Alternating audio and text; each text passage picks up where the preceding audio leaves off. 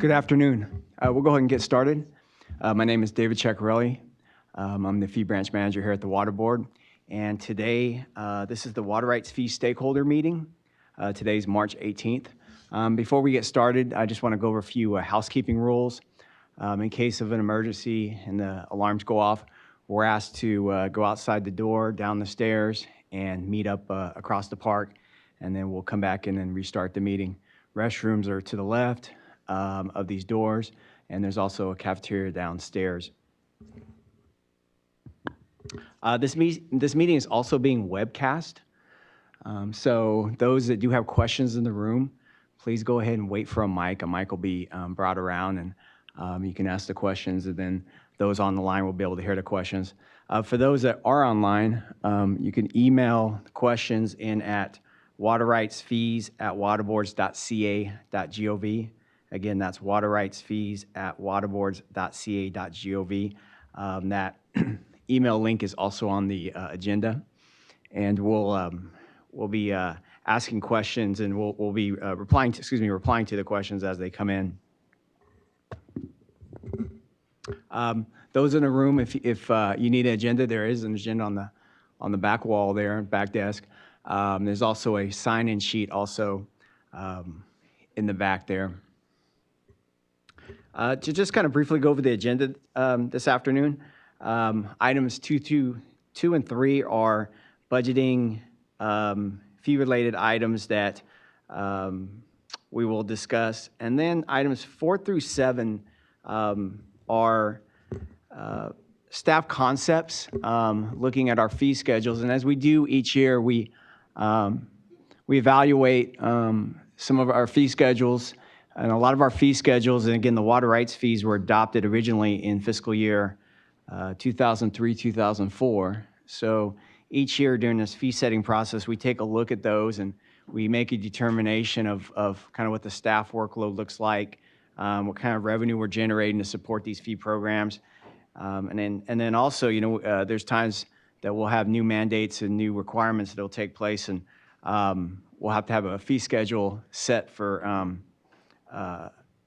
to support those new requirements. So items 4 through 7 will have program staff go ahead and explain their concepts. Today joining me to the right here is John Ware. I just want to welcome him to the process. This is his first Water Rights Fee Stakeholder Meeting, and he'll be going over the fund condition, budget cost drivers. I'm also here at the table is Julie Rosardo and Katie Lee, also with the Division of Water Rights. And we have multiple water rights program staff in the audience. We also have one of the key attorneys, David Rose, in the audience also.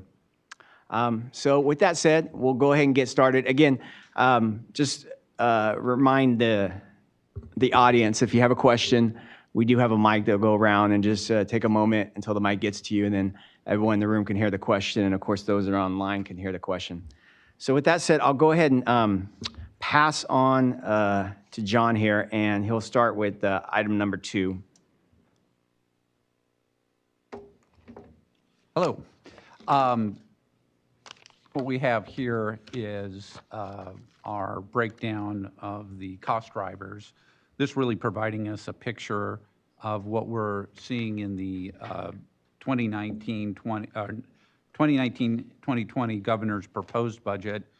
If we look at of all funding sources, we're seeing the total of $49,329,000. For specifically the Water Rights Fund, we're seeing a estimate of $24,785,000. General fund at $18,384,000. The remaining, the cigarette and tobacco surtax, federal trust fund, and California Cannabis Tax Fund, those are the same as they were in the Budget Act of last year. All told, if we move to the middle table here, when you compare it to last year's Budget Act, we're seeing a net difference of just over $1,076,000. We see how that breaks down below in the actual cost drivers. we actually have a credit or reduction this year of the headquarters space optimization, which for those of you who are unfamiliar with that, that was a project approved last year to optimize the available space here in this building by reducing cubicle sizes. The plan was to put as many as 1,100 extra cubicles in the building when the project's finished, and the result, of course, being that we could save on expenses and keep more staff in the building so that we can continue working with each other. And just, excuse me, and just to add to that, when you're looking at that $1.6 million, the water rights fund didn't pay for that full space optimization. The water board's portion was around $6 million. With that said, there was a portion funded by water quality under the waste discharge permit fund, the safe drinking water account. So the drinking water program paid a portion of that. And then there was probably the largest amount came from the underground storage tank cleanup fund. So it was spread out to multiple funds. We're just, of course, showing what portion was for the water rights fund. In addition, we have an increase of, and of course, these figures represent a change from the Budget Act of last year, increase in a control section of just over $1 million. That's comprised of 218,000 of pension payments and 840 in pro rata share. And then finally, we have administrative hearings BCP of 1716. All the pluses minuses added up, we're looking again at our $1,076,000 as the main cost driver that we're seeing this year. So are there any questions on that at this point? We'll move into the fund condition, and then we'll get to more of these cost drivers and how they represent basically are driving our costs for our expenditures in the water rights program. Indeed. You can go into more detail on. Correct. Yeah. Yes, exactly. Right. What we can see here in our fund condition, we move along from last year into or this year into next. If we didn't do any fee increase at all, we would be looking at running a deficit. Couple things though, with regards to the revenue, if you see the $23,403,000, that's actually going to be a little better than last year because there is no longer an expense for Sigma. That helps. However, if you go further down on the expenditures, here we're seeing an increase of approximately $3.3 million, and most of that is going to be coming from a combination of the new BCP for the administrative hearing, but also for just water board staff operations. All told, again, if you see that we're running a deficit of about $3.6 million in this scenario, again, without any increases. On the other hand, what we're looking at ideally doing is setting up a situation where we can overcome that deficit and furthermore put us in a situation where we're looking at approximately a 5% reserve. That'll, of course, keep us flush enough that we can withstand any fluctuations from our estimates to actual and set up the fund in a little more positive way that is more healthy. So just a summary, with no increase or cost drivers are going to create about a 3.6 deficit. We'll have to deal with that first. We'll have to add, of course, an extra 348 to bring us up to the 5% reserve. So just to, again, kind of just add on to that. So for 18-19, the fiscal year that we're currently in right now, based on our revenue that's coming in and our projected expenditures, we're going to end the reserve. We're going to end basically maybe about a 4.5% reserve. And as you can see, what's happening is we've driven the reserve down basically. So we're using that reserve to cover our cost. And what's kind of key when you're looking at fiscal year 18-19 is Basically, what's happened though is we're running a pretty big structural deficit at this point, and was that $2.5 million or so. So again, what's happening is that reserve that was over $3 million is being driven down and being covered by and covering, of course, our structural deficit. Moving again into next year, again, of course, if we didn't do anything based on what we're looking in the governor's proposed budget, we would definitely drive this fund into the negative. And so, as John mentioned, we need to generate additional revenue, and we're looking at additional revenue of around $3.9 million. And so what this $3.9 million does is it balances out the fund, so it covers the structural deficit. It covers our cost of our that are in our normal employee compensation cost, and it helps build this reserve up to a little over 5%. So we'll talk a little bit about what a $4 million increase, what would need to be to get that. But what that would do, again, if you look at that last column there, that basically gives us a ending balance of about $1.3 million. And the line item that says surplus deficit is very important, because then at least you're in the positive, about $348,000 there. And if you look at total revenue and total expenditures, those two numbers start to balance. Again, draws the reserve down, draws our reserve to 5%. We're just kind of in a point, and for many of you guys who have been through this process, is that the water rights fees, we've done, minimal fee increases over the last probably 4 or 5 years in the range of 4 to 7%. And because we've had a hefty reserve, we've been able to offset those expenditures with those with minimal fee increases. We're just at a point now where the reserve is basically very little, and we just don't have enough reserve to help cover any other increases. And then now in this year, there's a BCP cost, and of course our normal employee compensation, and then looking at even a 2 to 3% increase just to get us to a 5% reserve. Just to give you an idea of how we are, in particular, in one of the programs that we have, in this case, our FERP program, in order to make sure that every program is indeed bringing in enough fees to match their revenues, wanted to bring your attention to this as an example. For the current fiscal year, the FERC program is, as of current figures, bringing in a total revenue of about 3.1, which comes from our license project and those who are undergoing licensing.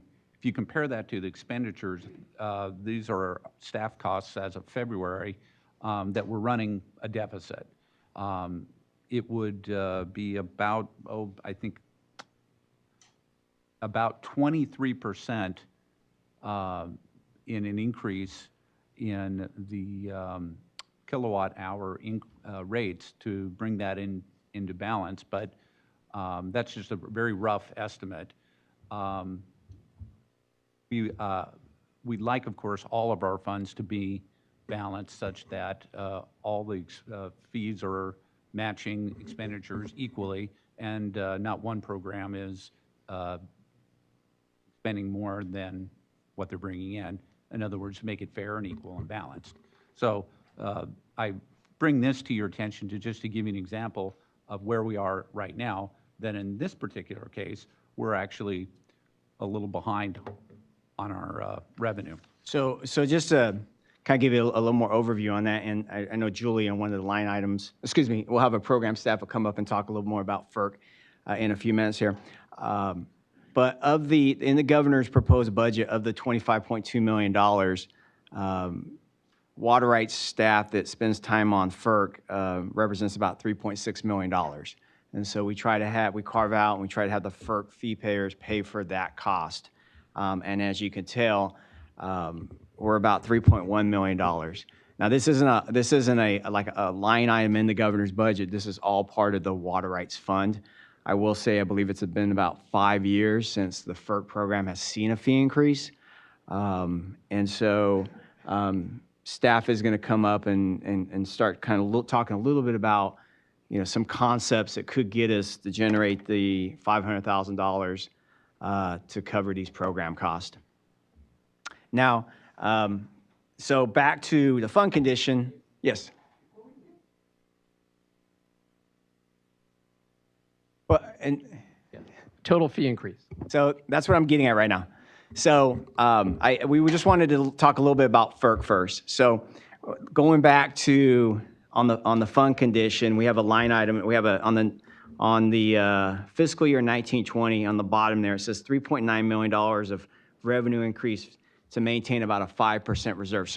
So total, I'm looking at, I need $4 million to, again, fix the structural deficit and to maintain a 5% reserve. Of that, $500,000 I need to balance the FERC program. So with that said, now we're about $3.5 million. Now, what I would say is of that, you're looking at a structural deficit of like $2.8 million. Excuse me, let me see here. Exactly. So 2.8 million is part of a structural deficit.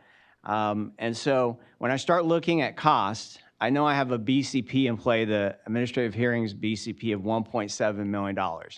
Now, to cover that, one option would be to raise the fees on all of our permits, license, and pending applications.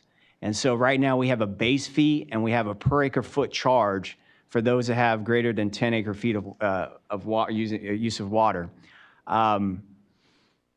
To generate 1.7, we would need about a 15% increase on that per acre foot charge. So I believe that raises the per acre foot from 0.073 to 0.084. So now I've got the BCP, and then there's a couple of other components. Again, I'm looking at our cost of employee comp and all that going up to help cover, of course, that 2.8 million. And so now we're roughly around about another 7%. So I'm about 22%, and then the remaining about 3% increase gets me to level off the reserve and help build, at this point, what I refer to as a prudent reserve. Although this fund, we've always tried to manage around 10%. Now we're around 5%. So we're looking at about a 25% increase on the license, pending applications, the permits. And as you know, that's the one big component that helps drive the majority of the revenue in the Water Rights Fund. Now, with that said, that's not looking at adjusting the base fees on these. Now, as you can remember, last year we did a base fee increase in the first time in about 7, 8, 9 years, and we raised that by $75. So it went from $150 to $225. And by raising it by $50, then the per acre foot charge would go down by about 1%. So just kind of throwing that option because staff, we'll start to look into this more detail, but if we do raise the base, it starts to lower that per acre foot charge. And then staff's also, again, as we look at some other concepts, these concepts 4 through 7 on the agenda, we are looking at 4 through 7, we're making a few adjustments on fees, and that will also bring us some additional revenue, which will go towards the program, which we haven't done the full fiscal analysis, but that would also help offset some of these fee increases.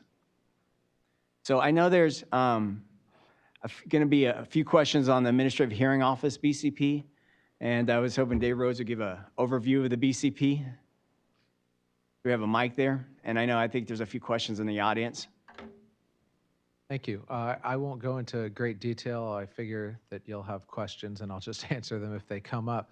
But essentially, as you can tell, the cost driver is a budget change proposal to staff an administrative hearings office that was put in place pursuant to Assembly Bill 747, statutes of 2018.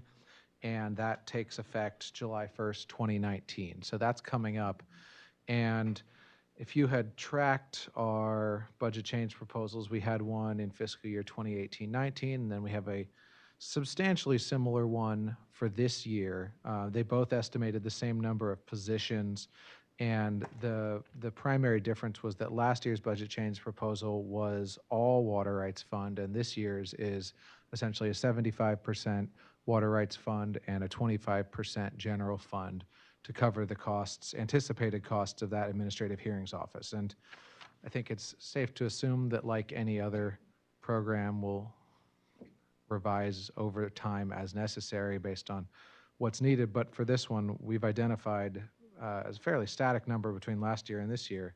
I believe it's 9 positions to staff that office, and could go into the basis for AB 747 if you'd like, but essentially it's law, and now we just have to staff it. So I'll answer questions. I figure that's a better way, is me not to anticipate what your questions are, but just to answer them.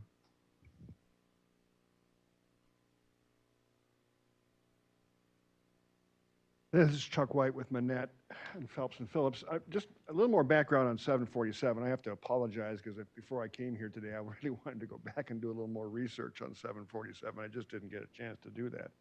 But I guess my basic question is, how were these kinds of dispute resolution processes handled before 747 created the administrative hearings?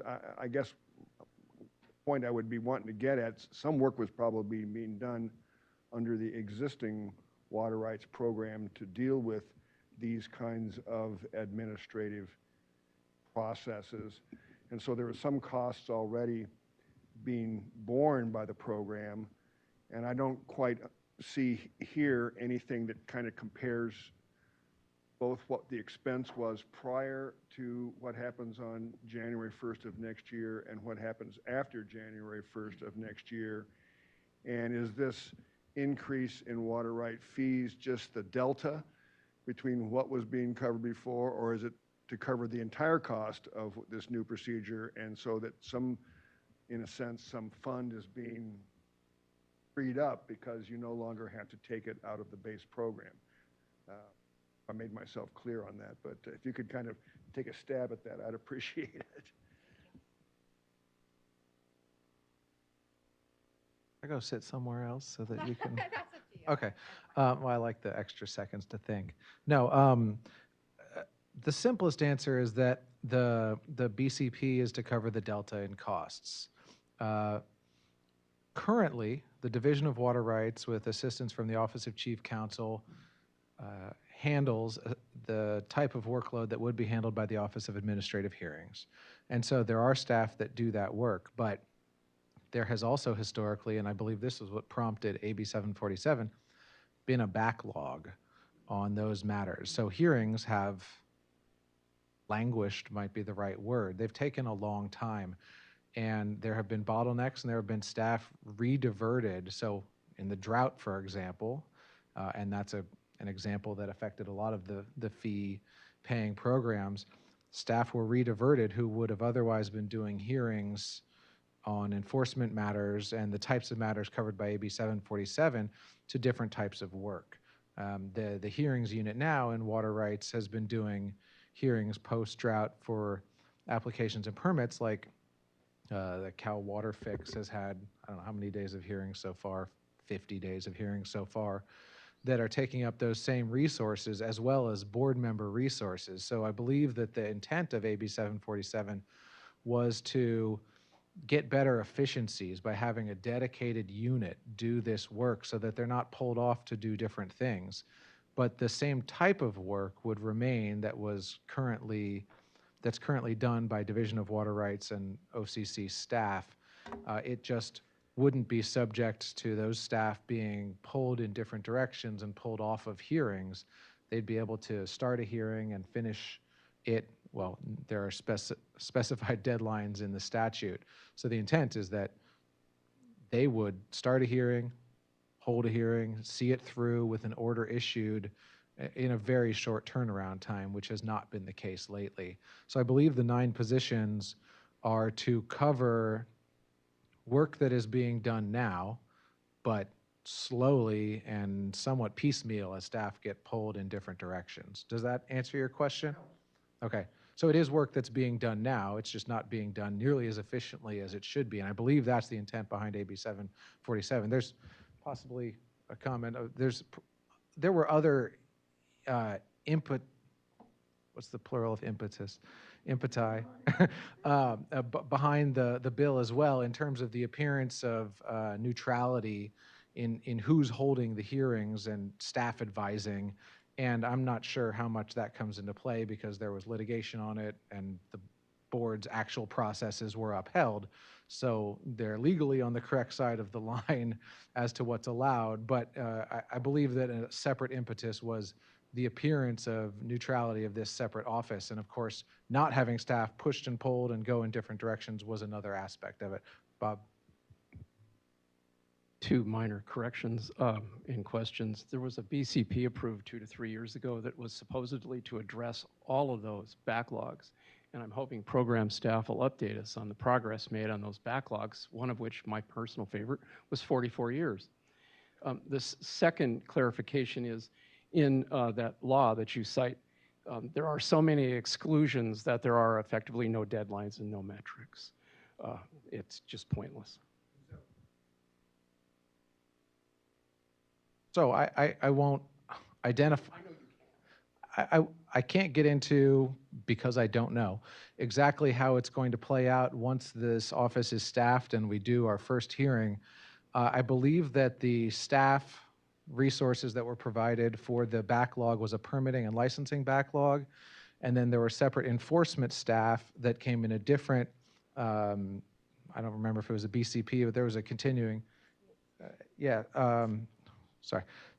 that provided additional enforcement staff. And so it appeared that the bottleneck moved to the other side, not the staff bringing enforcement, but the staff bringing enforcement actions to conclusion, separate from permitting and licensing. So this administrative hearings office is intended to address essentially quasi-adjudicative proceedings that are more geared towards the enforcement side of things than the permitting and licensing aspect, which is where the prior backlog was. And there has been a significant backlog in terms of actions that were initiated and not brought to completion. So I think, yes, there was a backlog. I believe this is a different backlog to address. And it's not, maybe backlog is the wrong word, but staff being pushed and pulled and hearings not getting brought to timely completion. So that's just a thought on I think that being a separate backlog. There are certainly a number of exclusions and off-ramps for certain types of hearings, and not all hearings would be handled by the Administrative Hearings Office. Some would continue to be handled by the board under some circumstances, but as far as I understand the intent of what the legislature adopted, it was to address enforcement actions that languished, essentially. So there's going to be a number of them that I believe are going to increase in workload with the cannabis program, and then failure to file statements of water diversion and use, as well as the enforcement actions that had been initiated and not completed, and new enforcement actions that would be coming up. So I think that that's what this program is intended to resolve, and I certainly hope that it will increase the efficiencies and expeditiously get through these things so that the board members themselves are freed up to spend more time on other things. If right now, board members usually serve as hearing officers, 1 to 2 of them, and so there are additional bottlenecks besides just at the staff level that will be freed up by those staff not getting pushed and pulled onto these. So I hope that at least goes to your comments. Thank you for the clarification. Yeah, actually, thank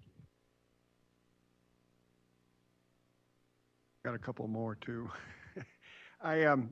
One of the, as way you described it, and it was what I was thinking, looking back at the administrative processes that have gone on historically, and some of which are in the backlogs, it appears this program is mostly set up to serve the public interest, in the sense that these are enforcement actions being brought by the board, not administrative processes that are being sought by a water rights holder.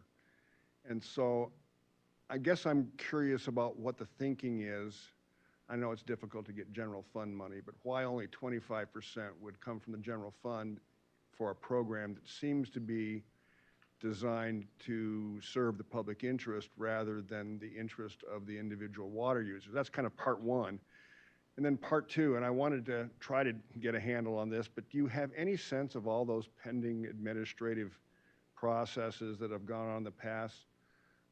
How much have they involved small base water right users as opposed to large per acre foot?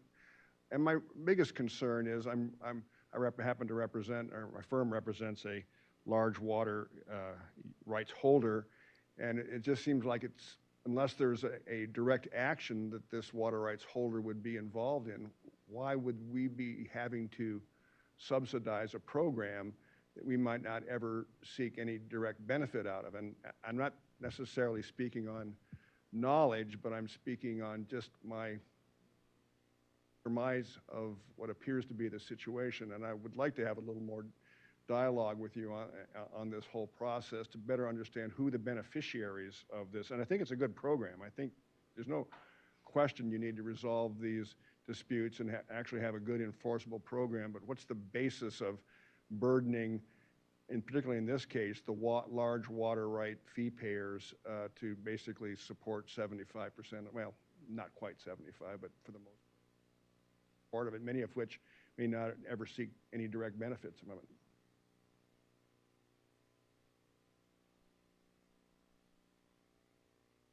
Part one first. I think I see it differently in terms of who is the beneficiary of this program. And it sort of falls in line with how we have been doing the water rights fee system all along. So I think it's in line with that, in that enforcement actions against somebody who is taking water out of priority, or even if it's a pre-1914 water right claimant who doesn't have that right, or somebody who claims they have a right to 100,000 acre feet and their right is actually 50,000 acre feet, then they're taking water out of priority and either should be coming into the fold as a water right permittee or licensee in the appropriate order of priority, or protecting the junior water rights holders who would be getting that water is the intent of for the most part, the enforcement program. So I view those,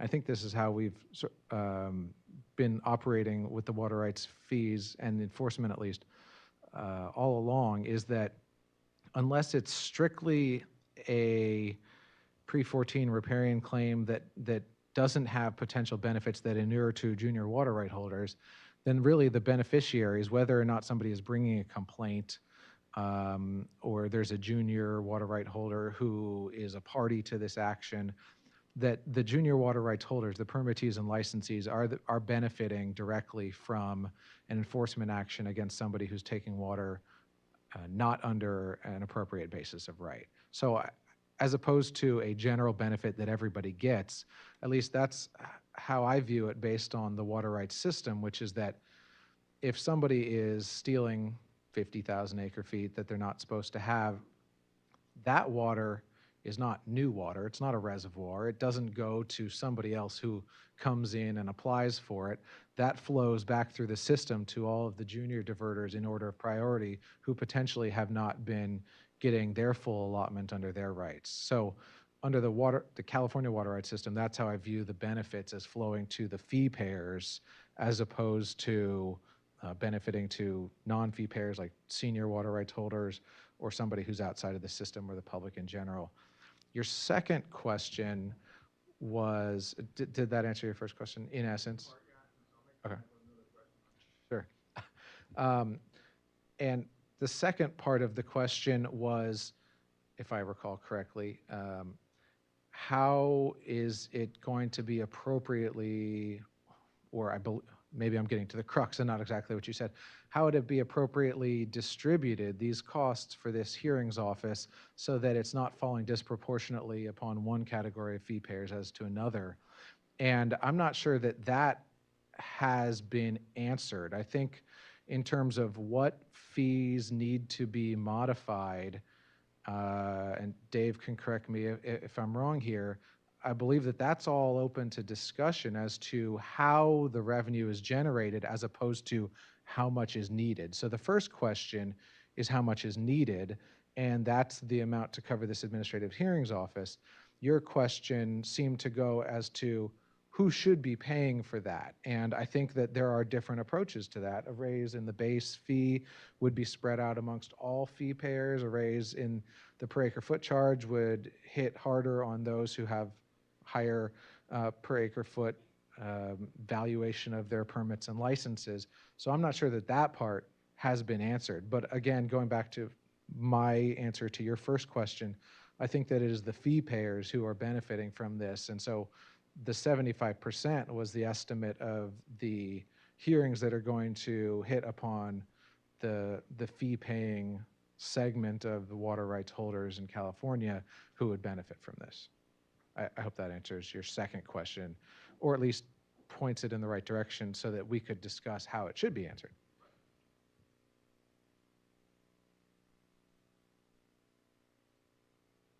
I guess when I first heard about it, I think I sent a note to David saying, well, why don't you just simply do 1/3 general fund, 1/3 all fee payers, and 1/3 parties of interest?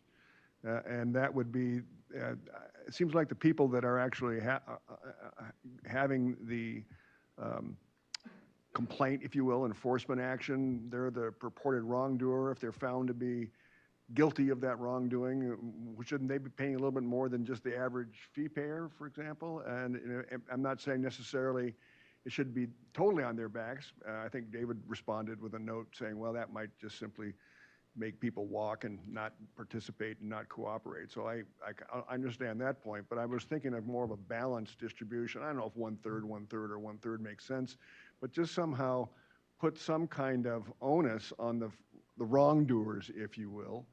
Hoping my client's not one of those, but they would be responsible for a reasonable share of the costs.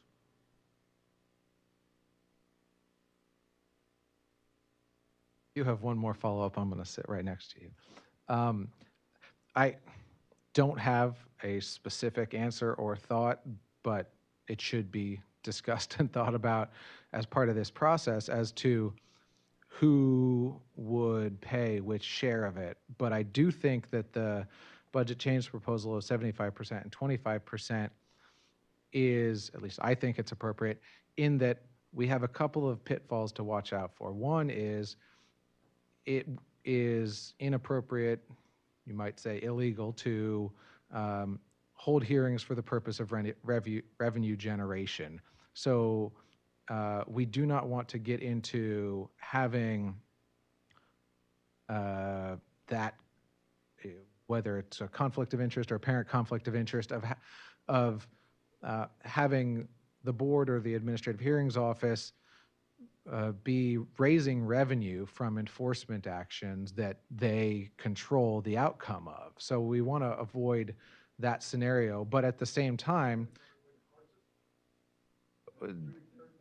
there are the same rules apply that you can't raise revenue by, there are fines and penalties, and that we do have. So certainly administrative civil liabilities that come out of this due process that the Administrative Hearings Office provides, those go into the Water Rights Fund, but by keeping those decoupled from the funding health of the decision maker, the Administrative Hearings Office, then there's no contention that the Administrative Hearings Office has an incentive to go after additional enforcement that may be unwarranted or increase the penalties beyond what might otherwise be allowed or warranted simply as revenue raising. So we don't want to be doing revenue raising from this, while at the same time the penalties, administrative civil liability from any enforcement actions, those do go back into the Water Rights Fund, reducing the obligations for additional fee increases or expenditure in the future. So it does loop back around in the way that you're saying, but both to avoid revenue raising through enforcement and also to avoid having direct fees for participation be a bar to participation in water boards proceedings, where participation is benefit to all, whether from a public interest group that has a participation, a need to participate, or from the water right holder themselves not being forced to pay to defend themselves. While there may be some reasonable burden to put on participants, it's very hard to figure out exactly what that is that doesn't serve as a bar to participation. And it looks like at least Adam is keeping it from Thanks, David. And I think you addressed this a little bit when you talked about a potential reasonable fee for participation. But this idea of, I guess, chasing revenue or meeting ticket quotas or whatever that would actually look like, the Office of Administrative Hearings doesn't actually initiate enforcement proceedings. If I think, let me know if I'm wrong, the Office of Enforcement would initiate a proceeding and then bring it to the Administrative Hearings Office, right? Okay. He said, I think yes. I think so. Yeah, thank you. So this office doesn't exist yet, doesn't have staff yet. I do believe that the Division of Water Rights Office of Enforcement Division of Water Rights Enforcement Section and the Office of Enforcement would continue to bring the actions. However, it can be, you would end up in the same place if the neutral arbiter, the Office of Administrative Hearings, were increasing the allowable penalties or going for the max penalty in every case that was recommended. If there's a range for the penalty of $1,000 per day of violation, and in the past the board had said, all right, this is a $5,000 penalty, and we'll waive that if you do certain supplemental environmental projects or something like that, things that have happened in the past, versus in the future, if the board has, or the Office of Administrative Hearings has a revenue raising need, then that could incentivize them to go for a $100,000 penalty because the violation occurred over 100 days. And so back to where I started, there's also, I think, an optics aspect to the neutrality of this office as opposed to just the efficiency aspect. So I don't think we want to in any way go at odds against that by having any appearance of bias even towards its own revenue raising. So I hope that answers your question. It's not the entity that's bringing the action, but you really need to follow it all the way through to the end of the action to ensure that revenue generation isn't a purpose of the enforcement or the outcome.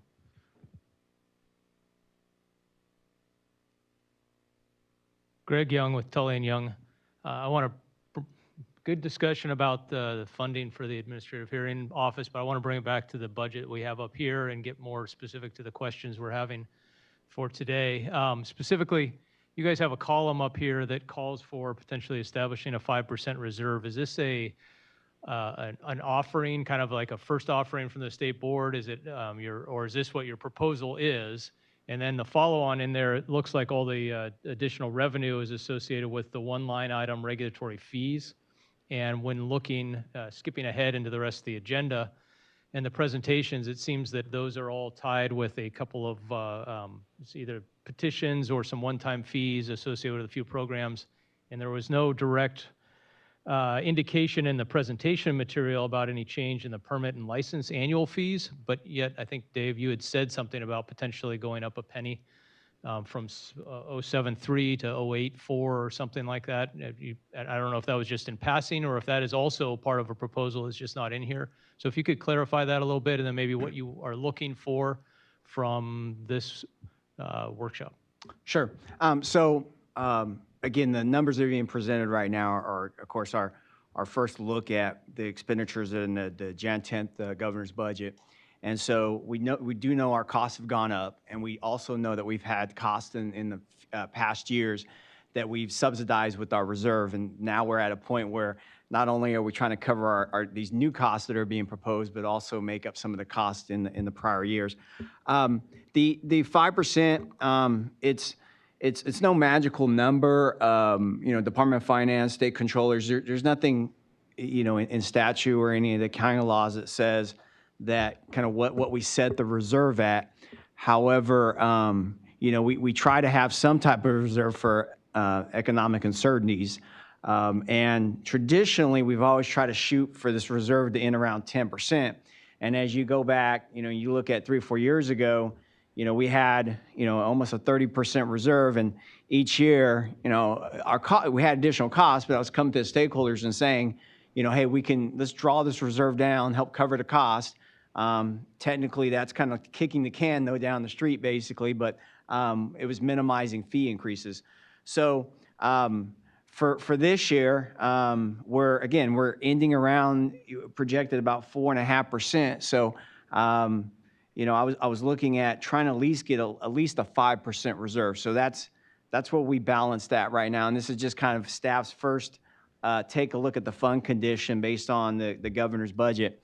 Now, to talk about those percentages and those increases, true, they're not in here, but yeah, definitely wanted to talk about that. So going back to the fund reserve and saying, well, I need $3.9 million to balance the reserve and maintain that 5%. And I know that a portion of that comes from FERC, and then a lot of that comes from, our license, our permits, and pending applications, which has a base fee and then a per acre foot charge. And so if we were to spread, of course, these costs to that, I was looking at that cost of that BCP, which is $1.7 million. So to generate $1.7 million is a 15% increase on that 0.073, which would drive it to 0.084. Now, that's not looking at adjusting the base fee itself, okay? Now, of course, that just covers the BCP cost.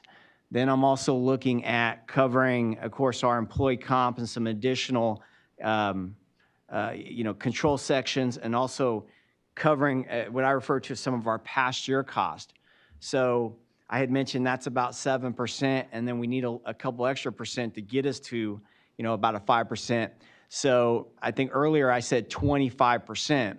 So what 25% represents is the per acre foot charge going from 0.073 to 0.092.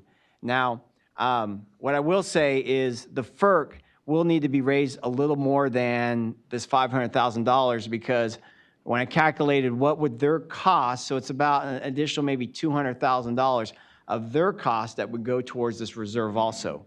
So, so looking again at that per acre foot charge, 25% would represent if we didn't change the base itself, just changing the per acre foot charge. Now, if we change the base, let's say again, every $50 I calculate raising the base, it does lower the per acre foot charge by 1/10. So if and staff will come up with some scenarios and some options as we did last year, because I believe last year we looked at going from like a $75 increase, we looked at $100 on the base, and again, the higher the base fee increases, the lower the per acre foot charge would be. So that's just kind of big picture, about a 25% increase. Does that help answer your question? And yeah. Oh, and I'm sorry. And before you get that, I know then you talked about, so then true, we have some other scenarios in here that we're looking at making some adjustments to some petitions, some adjustments to some applications. We also have a new fee on the cannabis side that we're looking at. And of course, there's going to be a discussion on FERC.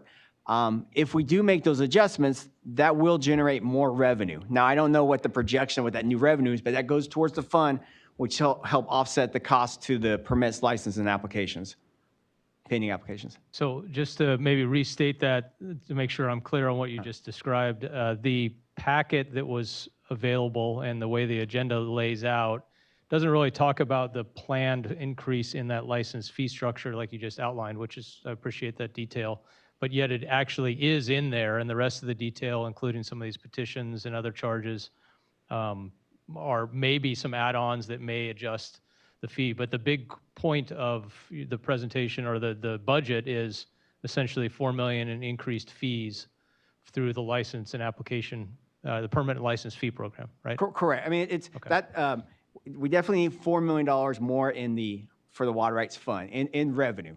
And again, as we demonstrate in the FERC, because their revenue is not covering our expenditures. So at least $500,000 would come from the FERC side. As program staff will talk about, we're going to try to generate some other revenue and some other adjustments into our fees. But I will say, yeah, the bulk of the revenue does come from the license permits, pending applications. Now, we were going to bring this up a little bit later in the presentation, but after we have this meeting, we will then start putting together, flesh out some of these concepts and send it out on our LIRIS list to start getting more feedback and comments of different options we can to raise that. And we wanted to have this meeting first because, you brought up a question how, maybe splitting it 3 ways. So we wanted to, of course, have this feedback and then go forth and then put together some options, put a few tables together, looking at the different mechanics of how we can raise fees to generate the sufficient revenue and get your guys' comments. We're actually going to try to have that out probably within the next 6 weeks so we can ask for feedback, get comments, and then we'll have that discussion at the next June meeting. I think Bob had a question in the back there. Bob, your question was answered, or do you have another one? Just make sure. So what we're talking about then is using the various base fees to offset the 92 cents. So the more some of the base fees goes up, the acreage fee goes down. Then the key becomes, especially say for MID and Kings River, whom I represent, and a number of others, how quickly will you have the options out? I hope we're not going to wait until the BCP is finalized, are we? No. We're looking at, again, I mentioned 6 weeks. Staff and I were going to get together, shortly after this meeting. And again, they have some proposals right now. A lot of the proposals don't have like dollar amounts associated with them and fee schedules. But that's what we're going to get together. We're going to look at, of course, staff time, what it takes, level of effort, and then we're going to try to then put some numbers together, put some tables together, and have this out hopefully maybe by the end of the month, 1st of April, get some feedback by, in April. So we can have a discussion in June about, more concrete on some options that we're looking at. Because Kings alone has 1.1 million acres, and you can do the math. And they also have a FERC fee pending. So, okay. Correct. And I've done this in the past, and I think it'll be helpful when we do, say we have 2 or 3 different options for each of these proposals. We can also put an impact of, listing multiple different agencies of like the high, medium, low type water right fee payers and see, under our current fee schedules, this is what they pay. And then based on these proposals, this is what they would pay. And again, this would all be based on the Jan 10th budget, and there may be some changes, of course, may revise, something may fall out, something may be added. So we'll do our best to, work to get all that information, of course, before, the June meeting right after the May revise. No problem. One more question up here. Wow, maybe multiple, sorry. I have to turn it over to someone else. Well, I was just wondering, is it possible to come up with a question I asked before but didn't quite get answered, to show what kind of fee payers would be involved in these administrative hearing processes? I mean, I don't know what's reasonable to request, the last 5 years or the last 10 years, and were they large per acre foot fee payers, or were they base rate fee payers, or were they not even fee payers at all, they were just stealing water? And I guess I'd be interested in getting a sense of looking at the current fee structure and what sort of existing fee payers were brought into these processes that weren't being sufficiently handled but now need to be sufficiently handled, or hopefully will be with this new process, just to get a sense of, whose ox is being gored, I guess, if you will. Well, I'll let David go ahead and respond. So I can point you to the Division of Water Rights enforcement webpage, which identifies all of the actions that were initiated. I don't have a breakdown of that each party's status as a fee payer or not. I do recall from the time that I was prosecuting some of those actions that some of them were for fee payers and some of them were for pre-14 or riparians who, if they were stealing water to which they were not authorized, then that water would go back into the system down the line in order of priority.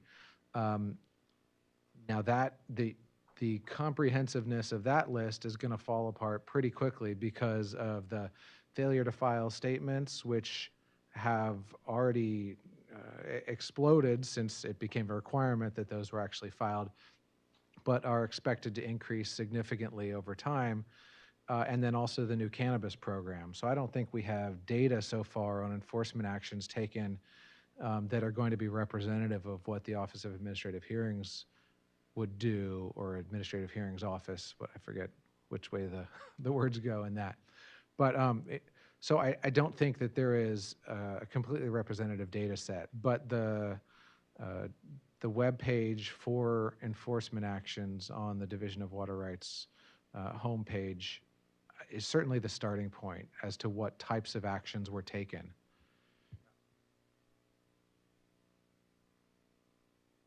The fee payers were, without going to some other reference I didn't have in front of me, so I kind of threw my hands up in despair and waited for this meeting to see if I can get any more light shed on the issue. And I don't want to create a huge workload on something that's, or ask a question for which there's not a ready answer for, but it would be, I just don't get a sense on my knowledge base now as to what, it sounds like the per acre foot fee payers are going to be paying the bulk of most of the 75% cost, with 25% from the general fund, as I understand it.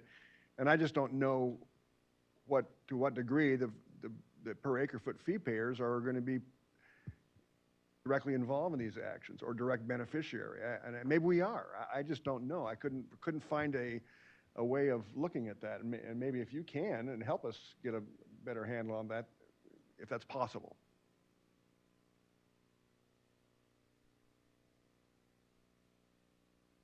I'll just respond briefly that there's a not in-depth discussion in the budget change proposal in this year that's posted on Department of Finance website. So it doesn't have the type of breakdown you're looking for, but it does at least briefly explain that it was the Water Board's assumption and why, based on historic practice, that approximately 25% of the beneficiaries is the wrong word, but users of the Office of Administrative Hearings would be those that are not covered by or the actions taken against them would not inure to water rights fee payers. So that estimate is 25%. That's the basis for the general fund. So again, going back to the last year's BCP, which proposed to cover the entirety under the Water Rights Fund, this one is broken down more, although I don't believe in that budget change proposal there was a data set that specifically did that, but our experience was that approximately 25% of these are likely to be that type of proceeding.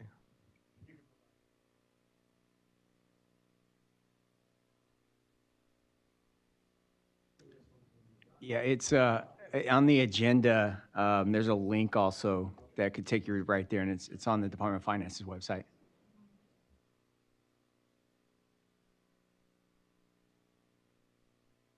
So if there's no more questions on the budget cost drivers, and I'll just let you guys know, if you guys have any questions after this meeting, you go back, you look at the numbers, please contact myself or John, and we'll be more than happy to meet with you or go over the numbers with you. So we'll move on to the next items here. And again, you know, there's a little asterisk footnote on the agenda on number 4 that basically says that agenda items 4 through 7 are fee concepts Water Board staff have prepared for discussion and feedback. Further information detailing these fee concepts will be sent out at a later date, requesting comments for discussion at the June 11th Water Rights Fee Stakeholder meeting. So with that said, Julie Rosardo will have item number 4. Good afternoon. So my name is Julie Rosardo. I'm the Permitting and Enforcement Branch Chief for Division of Water Rights. And I'm going to be covering 2 items. The first one is a proposed cannabis registration on-stream reservoir fee.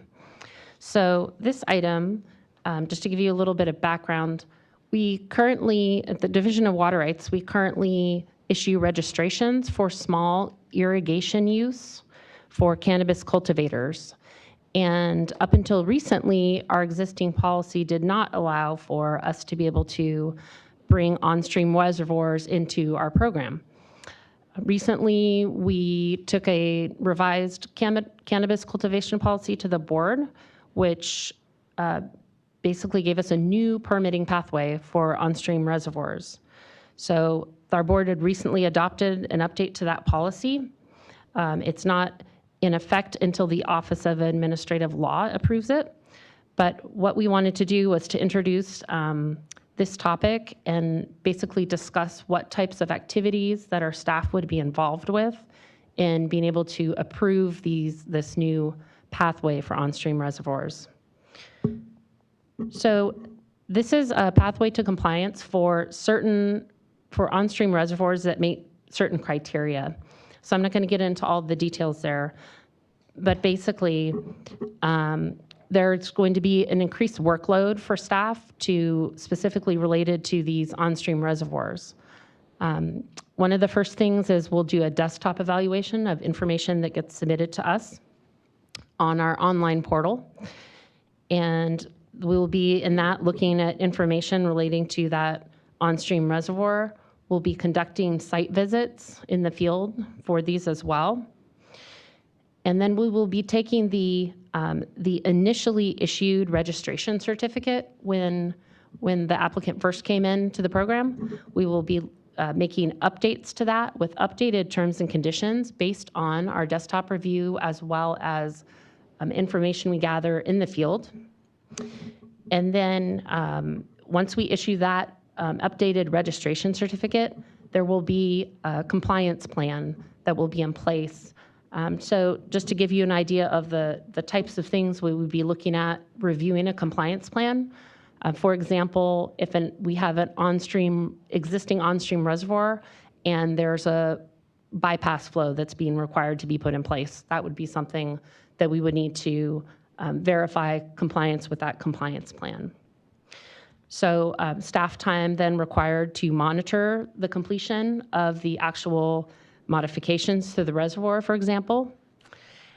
And then throughout the process, it's not just our Division of Water Rights, but we will be coordinating with the regional board as well and with the California Department of Fish and Wildlife. So just to kind of give you an idea of the types of tasks that our staff that we anticipate doing with this new permitting pathway. And then just to give you a timeline, we are today having our first fee stakeholder meeting to introduce this concept.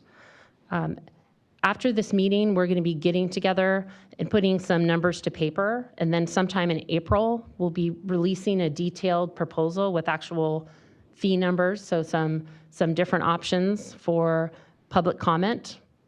That will give more than 30 days for the public to be able to review before we have our next fee stakeholder meeting in June. And then as well, there will be a subsequent meeting in August for more fee stakeholder input, followed by board consideration of adopting the fees in September. So please make sure that you are subscribed to our LIRIS list online. That is the best way to make sure that you get the information. When we do send it out in April, the information for this specific proposed on-stream reservoir fee will be included in the packet of information with all the various programs when we send that out. So just wanted to introduce that concept at this time. I don't have specific numbers, but again, I wanted to give you guys an idea of the type of activities that staff would be doing. This type of staff work is what we're looking at developing numbers based off of. So if there are any questions on that specific piece, I'll take those. And I was just going to add one thing. We have established a cannabis sub-working group of fee stakeholders that we met with in January, because not only do we have the water rights program, we also have the water quality fee schedules. And so we have some adjustments we're making on that side also. So although we don't have any specific dates, within the next couple of months, and it'll probably be before this overall water rights meeting, we're going to meet with this subgroup, and we'll definitely be highlighting this side of the water rights side. And if anyone wants to participate in that, please go ahead and send us an email, and we'll put you guys on this working committee that we have with the cannabis growers. Are there any questions online at this time? Okay, no online questions. We have one more here in the audience.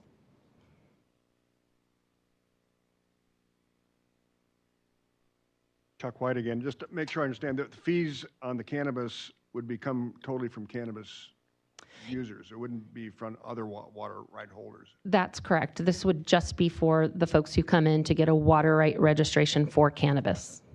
Good question. And to clarify that also, of course, the water rights cannabis funding goes into the water rights fund, but we've carved that out. So we're definitely using the water rights funding to cover the water rights expenditures, and we're ensuring that no other fee payers are paying towards that. A couple years ago, of course, there was the BCP that implemented the program here at the Water Board, and the Water Rights Fund, which was a little different. The water quality got some cannabis tax fund, and I think it was on that first cost driver. When you look at the total budget, it's a little about $5.8 million or so. That's still carried out for the next couple years, and then their portion of Water Rights Fund is like $740,000, which is supporting 6 positions. Now, we all know in a few years, that's going to go away and most likely be supplanted with fee authority. But we're still a few years away from that. But we're definitely tracking and monitoring the revenue that comes in specifically for cannabis to pay for currently the $740,000 for the Water Rights Fund. Thanks, David. And I don't know if it's possible to, I'm trying to kind of understand how these various pieces related to cannabis fit together, and I think what you just said is helpful. But back on the Water Rights Fund condition slide, number 2, there's a line item under revenue that says cannabis cultivation regulation, and this is revenue, and it's $500,000 in both 18, 19, and 19, 20. And then there's a cannabis cultivation regulation line under expenditures, and that's 740 starting in 17, 18. Correct. So 17, 18 is when the Water Rights Fund got authorized, and it was for $740,000, and it's maintaining about that same benchmark and authority for the next couple years. The $500,000 that you see is based on the revenue that we're receiving right now from the enrollments, and I won't get into a lot of details, but enrollment is down. So we are not generating enough money from our cannabis enrollees to cover the $740,000 for current year, basically. But it's not being offset by other fee payers. It's because we have around $5.8 million in the cannabis tax fund that's going to support the program itself. So we'll use that to help offset any cost. Now moving forward, I did demonstrate and show $500,000 because it's just a point in time. I do expect that we'll be close to the 740, if not more, in the upcoming years. 1, receiving more registrations, and then 2, with this adjustment with the on-stream reservoir fee, that will definitely be a new funding source to generate revenue, and that will all go towards the cannabis program. Thank you. All right, so moving next to what is listed as attachment 4.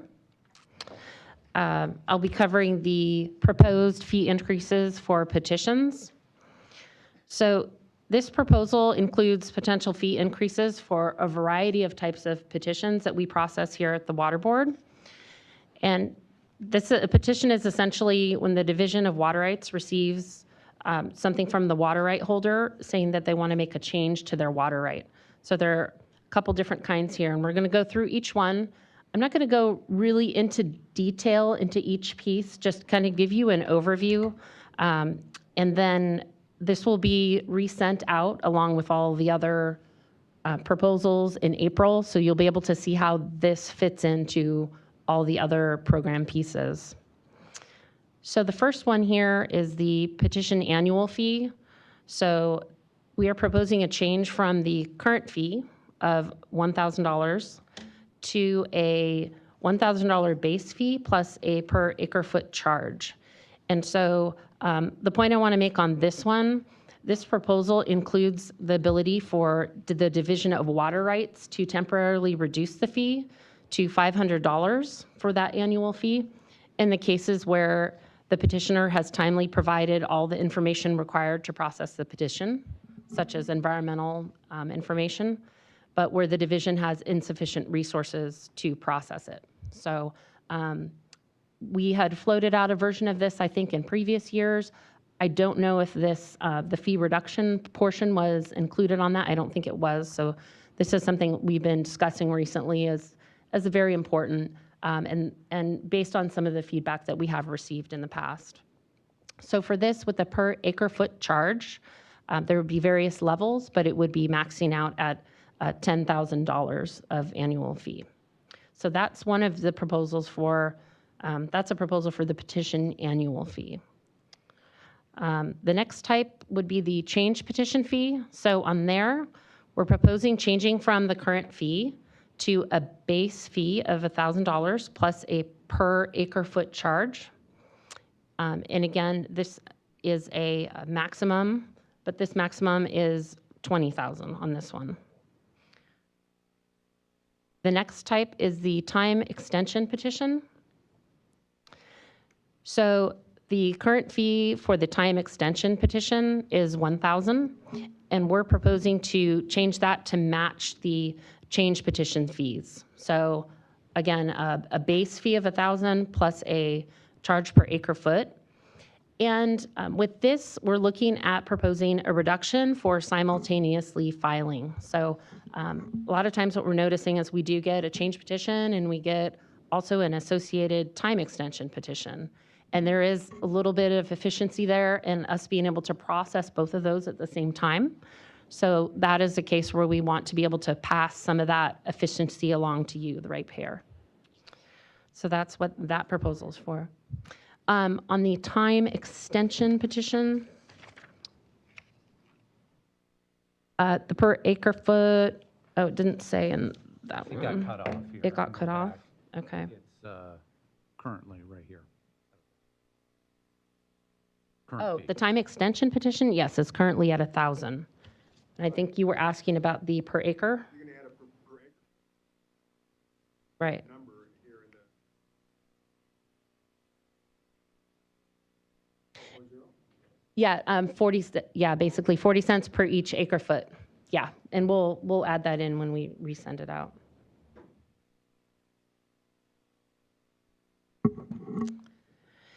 And then the next group is our wastewater petitions.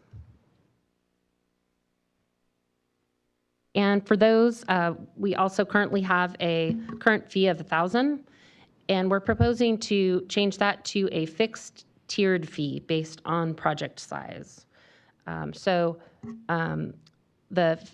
We would basically have a $5,000 minimum fee instead of 1,000, and then we would have an acre foot charge in addition to that. And so you can see some of the options there. And the max on that one would be 75,000. And those are, we're talking about some of the much larger projects where folks are essentially turning around and then, transferring that water and going into contracts and such.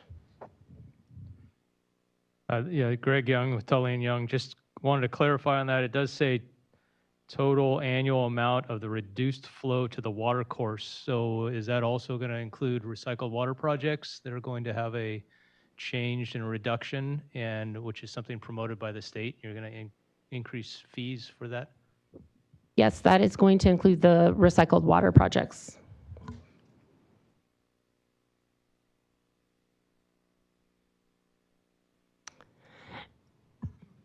And then finally, the temporary change or urgency change petitions.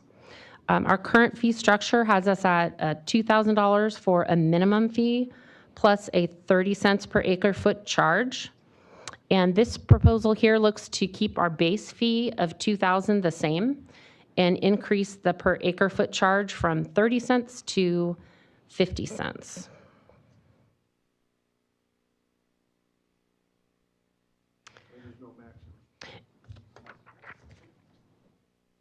Is there a maximum on that?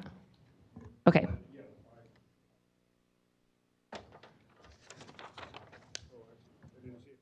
Oh. Yeah.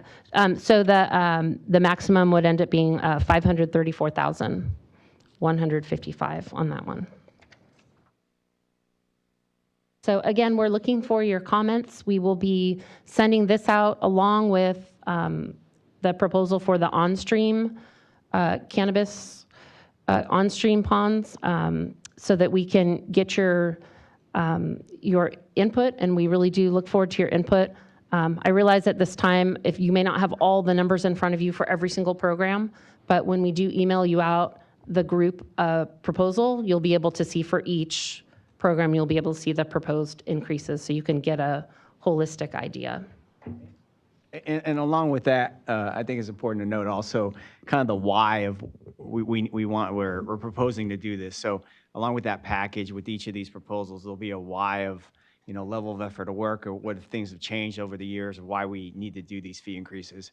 And again, asking for your feedback on that. I think there's a question in the back there. Thank you. I'm just trying to put together the pieces here. So the overall amount that we're trying to capture through these various proposals is the $3.9 million. That's correct. And so is the per acre number that we talked about earlier jumping from 0.073 to 0.092 one way of doing that? And then these proposals taken together would be another way of doing the same thing? So that's correct. These proposals here aren't currently added into the dollar amount generated from these are not in that 3.9 million that I need.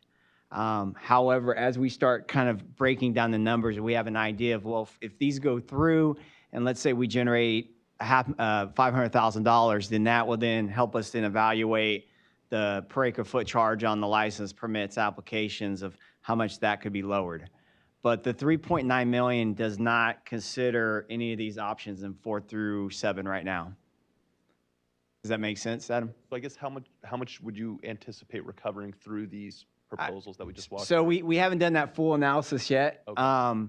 That's the next step, to kind of have an idea. I mean, you can see that some of these will go up, and based on the volume, we will generate additional revenue, and we'll kind of go back and we'll look at that, and then that'll be part of the proposal and say, if these options do go through, we'll generate X amount of dollars, and this will be the impact to the other fee payers. Well, I don't think it'll be $20 million, but we'll definitely do the analysis and figure it out. Yeah. Yeah. I think for the easiest analysis will be to look at, for example, our annual fee on our existing petitions. So that's one data set that we could easily look at, and we have a really good idea, and that doesn't even include new people coming in the door. So for example, that's like one area we could look at that's a pretty basic group. So just to go on the same topic, this is Chuck again. The way I understood you say it before, and I'm just going to say it again as I heard it, maybe not as you said it, but if you didn't count all of these things in Exhibit 4, I guess it is, then you thought the per acre foot charge would go from a 0.073 to 0.092. However, if you did incorporate these changes that we just went through, it would go from 0.073 to 0.084. So That's what I heard. Now, okay. So let's walk back here. So the 0.84 is just covering the cost of the BCP. So the $1.7 million. Now the 0.25 is all the cost drivers, including the BCP. Now, looking at some of these proposals, if these proposals are adopted and we do generate additional revenue in the Water Rights Fund, that will go towards that 25%, help lowering that cost. Right, from the 0.092 to something lower, maybe not 0.84, but perhaps in that ballpark. Correct, exactly. All right. Exactly. I think And remember, this is just based on January 25th. So I'm January 10th budget. So we know as we get to the May revise, and I've seen it where we've had some reductions in the fund and we've had additions to the budget. So that's why it's just kind of a point in time, and I sparked this conversation with you guys. And I just can't emphasize, the next time we see some information like this, try to really kind of map out these different alternatives as best you can. I think you said you intended to do that. Correct. It was. I can see why it'd be difficult now when you still don't have. Yeah, it was all put together. Exactly, and not knowing our true cost, but then knowing that we have, different components of our fee schedules of where we'd be making adjustments and how we would generate the revenues. So I just kind of want to give you kind of worst case scenario of a 25%, knowing that we could adjust the base fee, which brings that down, and/or we're looking at other ways of generating revenue in the Water Rights Fund. I think we'll move on to option number 6, excuse me, agenda item number 6. Great. So my name is Katie Lee. I'm a unit supervisor in the permitting section. And today my purpose is to introduce possible fee changes in 3 different categories related to water right applications. Similar to the items that were just discussed, staff is currently evaluating the various options associated with each of these changes, and we are planning to release proposal language packages before the June stakeholder meeting via the fees email subscription. When we release it. So these are still we're still in the evaluation phase, so there's nothing in your handout, in your agenda handout today. Yes, and to collect comments, same sort of setup. Okay, so the first category that we're looking at is the non-refundable portion of the application filing fee that's retained to cover the costs of initial application review. The second category is the application annual fees. And the third category is fees that are related to future applications filed under a certain streamlining proposal pathway for projects focused on diversions of high flows to underground storage. The exact mixture of fees for this third category is not defined yet, but it could include application filing fees or annual permit and license fees.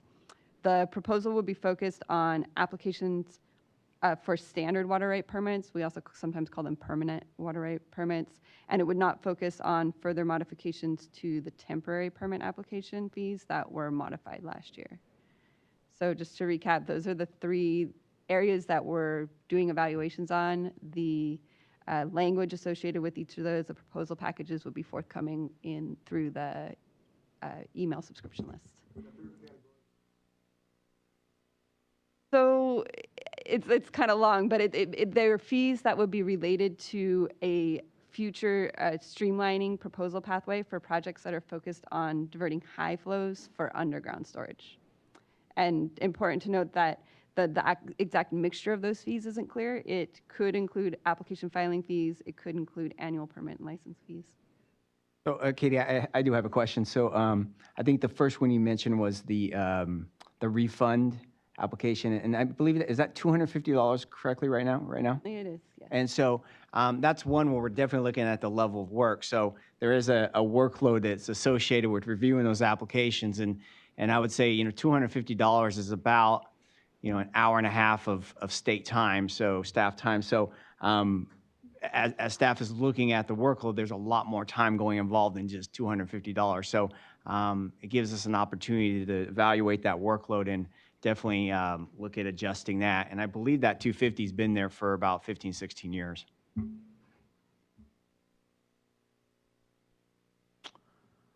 Okay. Any other questions? Are there any questions on the online? No questions? Okay. So I will have Jeff come up and talk about the next item here. Thank you.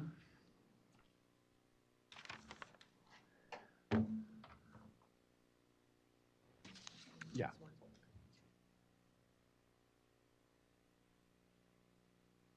Hi, everybody. I'm Jeff Wetzel, a senior engineer within the Water Quality Certification Program. And the projects that we work on largely are hydroelectric projects that either have a active certification via their FERC license or applicants that are requesting a certification when they're undergoing relicensing through FERC.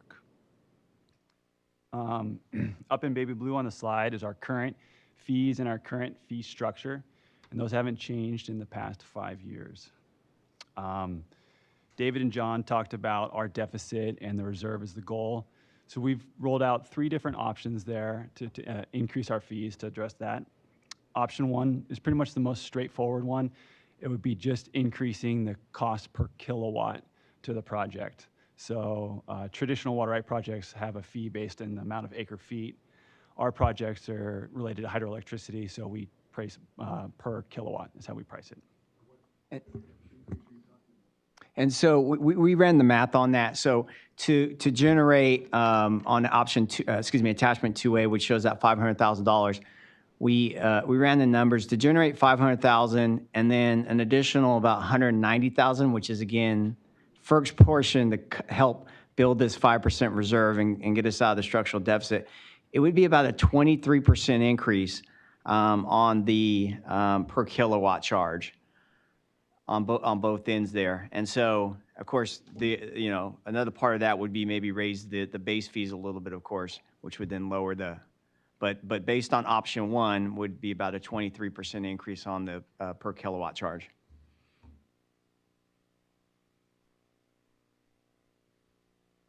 That's about right, yes. Thereabouts, yeah. Option two, as David mentioned, has the ability to increase the minimum fee as well as the cost per kilowatt. So kind of be able to have a little more flexibility in there. This option could help us address some of the issues we see with small hydroelectric projects that take up a lot of staff time. Some like Potter Valley or Kauai, they just very small in kilowatts, but very complex and time consuming for staff. So option two would be able to address some of that. And then lastly, option three is kind of what we've been talking about for a paradigm shift, is getting away from the pre-licensing and post-licensing fee structure. And there would just be one fee for these projects. Doesn't matter whether they're undergoing relicensing or whether they're post-licensing. It would still be the same basic minimum fee plus kilowatt charge, but it would just be one fee for both projects, or for both relicensing and post-licensing.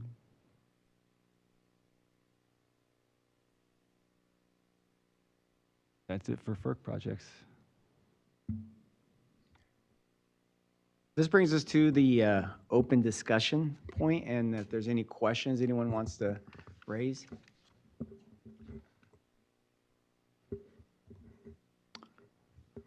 Oh, I got one right here, Chuck.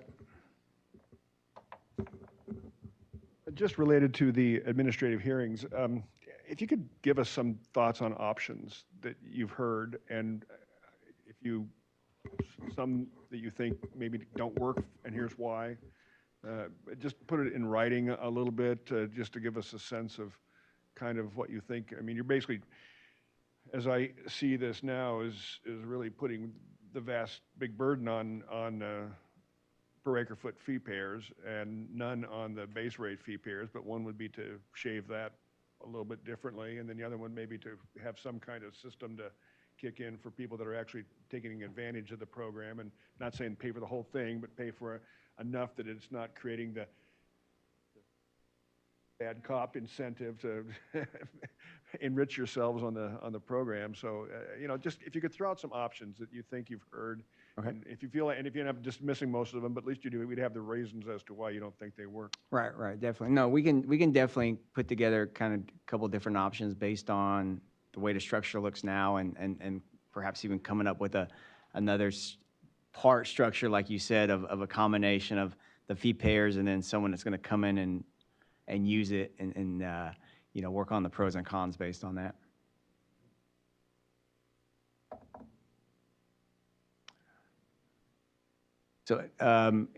So final, no questions online? Okay.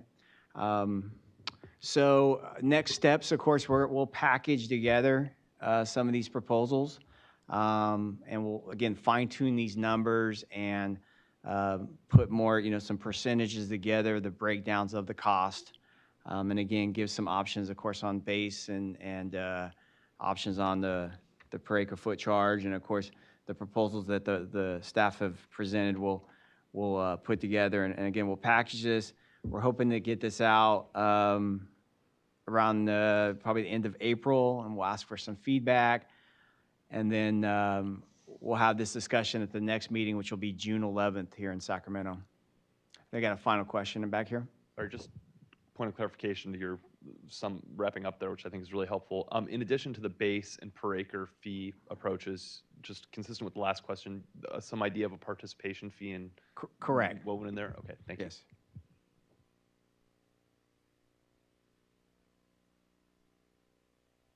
So if that's it, meeting will be adjourned. Thank you for everyone coming. Thank you.